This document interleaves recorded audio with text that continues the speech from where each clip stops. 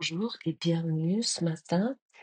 Nous commençons par un nouveau thème spécial dans ce livre d'exercices, euh, qui est qu'est-ce qu'est le Saint-Esprit? Et les prochaines 10 leçons vont approfondir ce thème, comme le thème précédent qui était qu'est-ce qu'est le Christ? Je vais vous lire ce thème et je vous invite, si vous avez envie, de le lire quotidiennement. Qu'est-ce qu'est le Saint-Esprit? Le Saint-Esprit est le médiateur entre les illusions de la vérité, puisqu'il doit jeter un pont sur le fossé entre la réalité et les rêves. La perception mène à la connaissance par la grâce que Dieu lui a donnée, par qu'il en fasse don à chacun de ceux qui se tournent vers lui pour la vérité. En traversant le pont, qu'il procure, les rêves sont tous portés à la vérité pour être dissipés devant la lumière de la connaissance. Là, les vues et les sons sont à jamais mis de côté, et là où ils étaient perçus auparavant, le pardon a rendu possible la fin tranquille de la perception. Le but qui établit l'enseignement du Saint-Esprit est justement cette fin des rêves. Car les vues et les sons doivent être traduits des témoins de la peur en témoins de l'amour. Une fois que cela est entièrement accompli, l'apprentissage a rempli le seul but qu'il ait en vérité. Car l'apprentissage, tel que le Saint-Esprit le guide vers le résultat qu'il perçoit pour lui, devient le moyen de se dépasser lui-même pour être remplacé par l'éternelle vérité. Si seulement tu savais combien ton Père languit de voir et connaître ton impeccabilité, tu ne laisserais pas sa voix appeler en vain, et tu ne te détournerais pas de son remplacement pour les images et les rêves apeurants que tu as faits. Le Saint-Esprit comprend les moyens que tu as faits par lesquels tu voudrais atteindre ce qui a jamais inatteignable. Si tu les lui offres, il emploiera les moyens que tu as faits pour l'exil pour ramener ton esprit là où il est véritablement chez lui. Depuis la connaissance où il a été placé par Dieu, le Saint-Esprit t'appelle à laisser le pardon se poser sur tes rêves et à être ramené à la et la paix d'esprit. Sans le pardon, tes rêves resteront pour te terrifier. Et le souvenir de tout l'amour de ton Père ne viendra pas pour signifier que la fin des rêves est arrivée. Accepte le don de ton Père. C'est un appel de l'amour à l'amour, à n'être que lui-même. Le Saint-Esprit est son don par lequel la quiétude du ciel est rendue au Fils bien-aimé des dieux. Refuserais-tu de prendre la fonction de compléter Dieu en tout ce qu'il veut et que tu sois complet? Donc le cours ici nous explique que le Saint-Esprit est le médiateur entre l'illusion et la vérité et il nous aide à faire le pont entre notre perception erronée et la connaissance que nous sommes réellement. Le Saint-Esprit ne nie pas tes expériences ici, dans ce monde, tes expériences soi-disant humaines. Il les traduit, on pourrait dire. Et c'est écrit, les vues et les sons doivent être traduits des témoins de la peur aux témoins de l'amour. Mais cela est un travail intérieur. C'est d'apprendre à voir différemment, à penser différemment, à choisir un autre enseignant dans notre esprit. Et c'est une bonne nouvelle, n'est-ce pas? Et la bonne nouvelle est, en fait, c'est que l'illusion disparaîtra dès que nous déciderons de penser avec Dieu. Euh, mais ça ne veut pas dire que c'est un changement de perception. La forme ne changera pas forcément. Oui, la douleur est une illusion, mais une illusion que nous prenons très au sérieux. Est-ce que tu as déjà constaté ça? Parce que tu crois au système de pensée de l'ego. C'est-à-dire que lorsque tu crois à la séparation, à la culpabilité, à la peur, tu ressens la douleur comme si elle était réelle. Et là, je reviens à nouveau à cette phrase qui est tout au début du cours, que je vous conseille également de méditer, de prendre un moment et de méditer là-dessus. Rien de réel ne peut être menacé, rien d'irréel n'existe. Et nous pouvons nous réjouir de cela.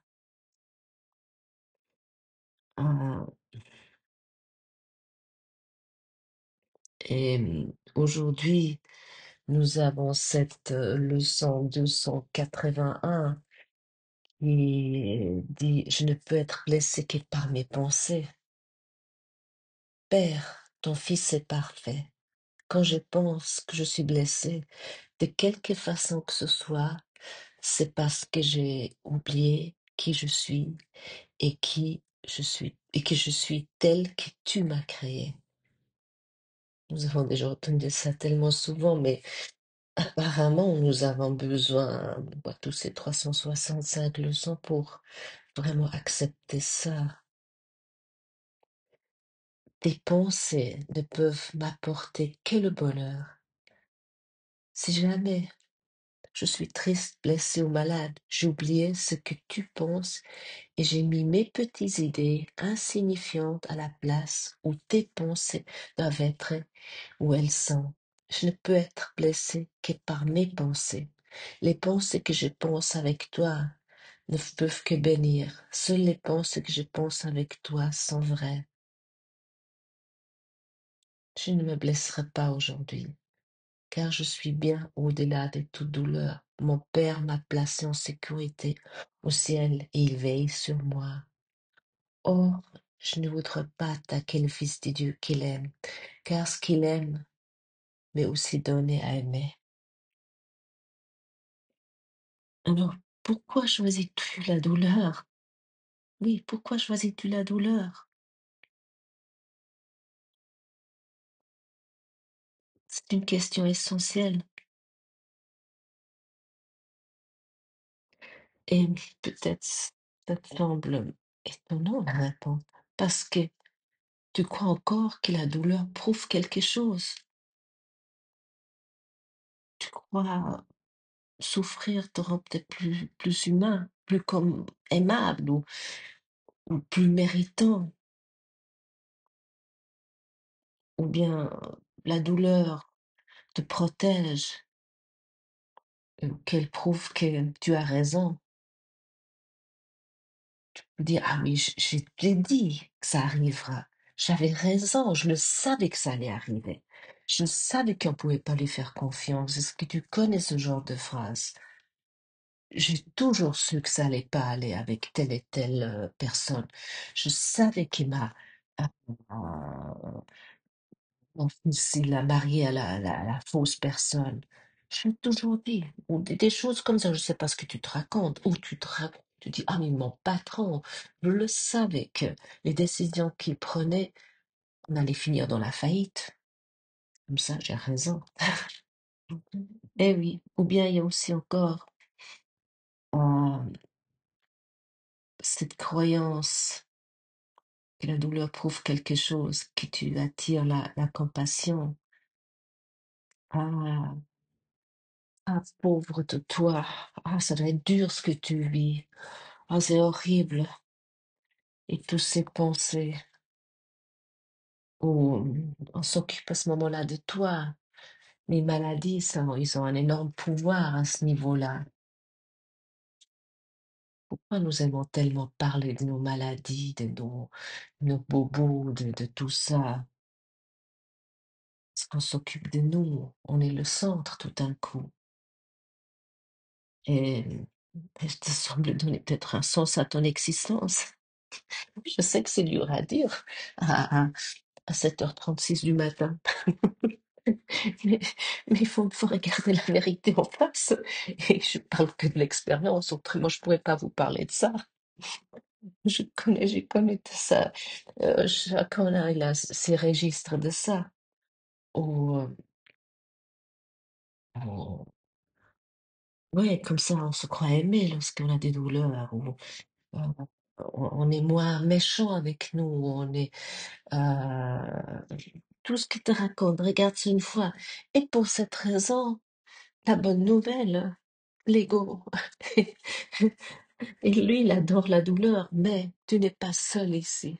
La bonne nouvelle est, tu as cet enseignant à tes côtés, le Saint-Esprit, qui traduit toutes ces idées, toute cette folie, si tu lui les donnes. Mais ça, c'est que toi qui peux le faire. Et l'ego, il adore la douleur parce qu'elle justifie son existence. L'ego se nourrit des drames, des blessures, des histoires personnelles. Et, et chaque fois que tu dis, par exemple, tu m'as blessé, ou je suis victime de cela, je suis victime de mon partenaire de vie, ou je suis victime du système politique, tu renforces le royaume de l'ego. Mais le cours dit ce matin dans cette leçon 281, je ne peux être blessé que par mes pensées. Ce n'est pas une phrase de culpabilité, non, attention, l'ego va peut-être te susurrer, tu vois ça, donc tu dis, ouh là là, j'ai pensé tout ça, c'est horrible. C'est une phrase de pouvoir. Elle nous rend le pouvoir. Elle dit, si c'est moi qui me fais mal par mes pensées, alors c'est aussi moi qui peux me guérir en changeant mes pensées. Et, et quand tu souffres, tu as simplement oublié ce que tu es.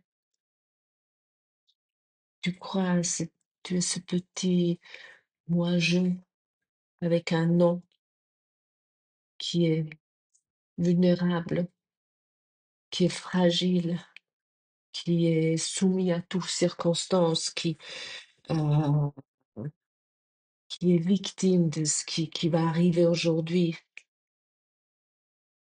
Mais ta véritable identité est bien au-delà de tout cela.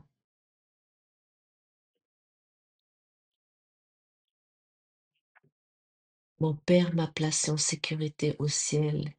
Il veille sur moi. Ça ne veut pas dire que tu dois nier tes émotions humaines, tes émotions qui sont là, mais apprends à vivre depuis un autre espace intérieur. Deviens, je vous ai déjà dit ça, l'observateur. Prends, prends du recul, cède le pas. Ferais ça peut-être vraiment une fois, je ne sais pas, tu es en face de quelqu'un en train de raconter tes histoires ou te justifier ou peu importe. Et fais vraiment une fois simplement un petit pas en arrière, mais vraiment fais-le physiquement. Peut-être ça t'aide à te dire, ah oui, je prends maintenant un pas intérieur, je cède maintenant le pas à l'intérieur. Et depuis cet espace intérieur, il y a un lieu où, où rien n'est réel n'est menacé. Parce que c'est que ton moi illusoire qui peut être blessé. Et uniquement par tes propres pensées, notre véritable soi, notre véritable esprit, qui est pur et innocent, il reste totalement intact, il est toujours paisible, il est toujours uni à l'amour.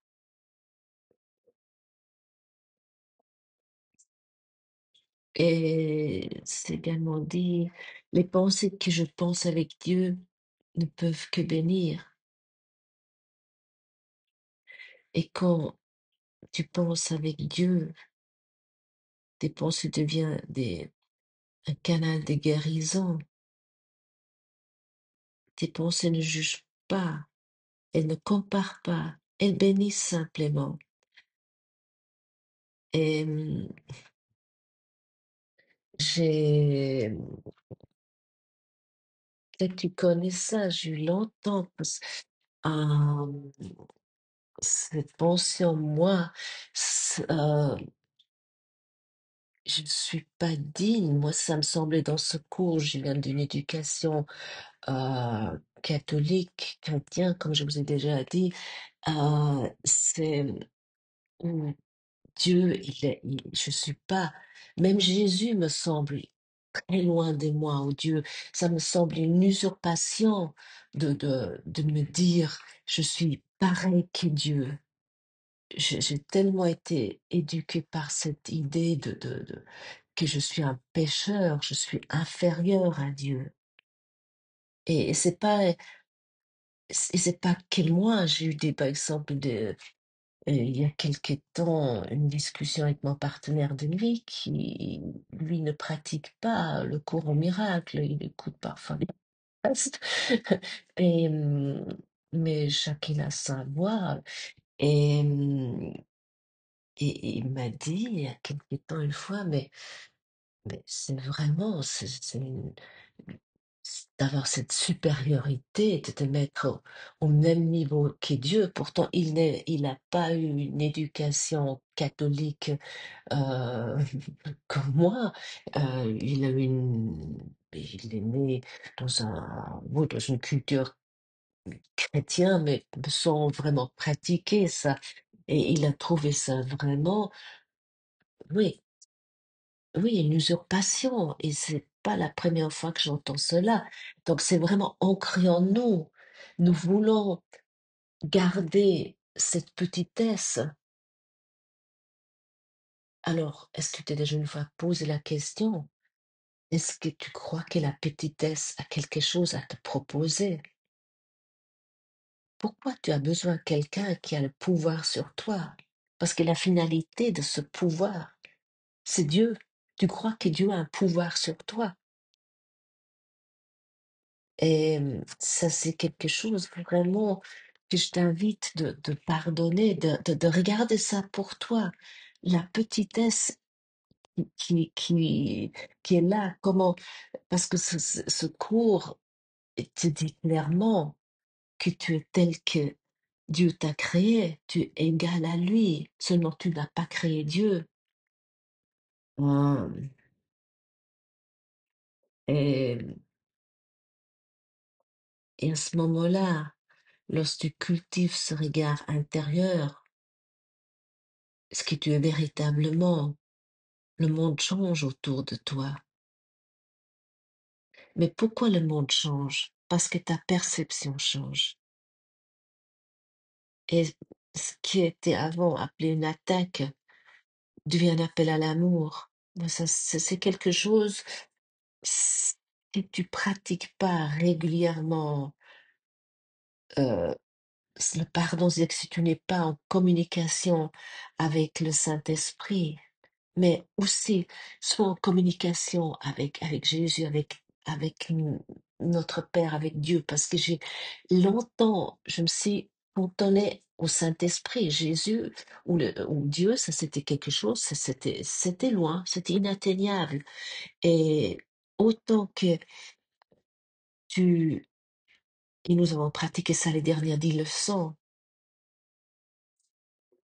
qui est le Christ est toi, tu es le Christ. Euh,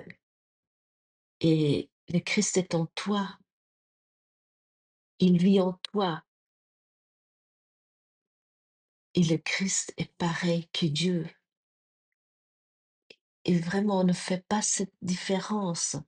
Ne, ne- Bien sûr, nous sommes invités ici à communiquer avec le Saint-Esprit, mais le Saint-Esprit, c'est quoi? C'est notre partie divine, cette partie qui est pareil que Dieu. C'est pas quelque chose en dehors de moi, c'est pas une sorte de d'outil. Bien sûr, c'est un outil, mais ça fait partie de nous. Tu es le Saint-Esprit. Tu es cette partie sainte, ce soit supérieur ou peu importe comment tu l'appelles. Et, et le pardon, ici, dans ce cours, n'est pas moral, c'est un acte de lucidité. Pardonner, c'est reconnaître euh, que ce que je croyais réel ne l'est pas. Et le pardon et ce regard doux du Saint-Esprit posé sur tes rêves. Et c'est écrit dans ce passage aussi, sans le pardon, tes rêves resteront pour te terrifier. Mais avec le pardon, les rêves se dissipent et il ne reste plus que la paix. Et chaque fois que la douleur surgit, ou que ce soit émotionnelle ou physique, arrête-toi un instant. Regarde sur ça avec douceur et dis-toi intérieurement, je choisis de penser avec Dieu, je choisis de penser avec le Saint-Esprit, avec mon soi supérieur. Je choisis la paix à la place de cette pensée. Je choisis de me rappeler ce que je suis. C'est tout ce qu'il faut. C'est pas si compliqué, non? Et comme le dit, je ne me blesserai pas aujourd'hui car je suis bien au-delà de toute douleur. Et cette transformation ne se fait pas dans la lutte, mais dans dans cette décision d'écouter une autre voix, que celle du Saint-Esprit, la voix de l'amour. Merci d'avoir écouté ce moment. Ah oui, j'oublie toujours de vous rappeler. Je vous propose un meeting Zoom le 14 octobre. Vous avez les informations sur le thème et l'heure et l'accès sous le podcast. Et souvenez-vous, tu n'es jamais victime du monde que tu vois. Oui, et tu peux choisir à chaque instant de penser avec Dieu. Merci beaucoup et à demain.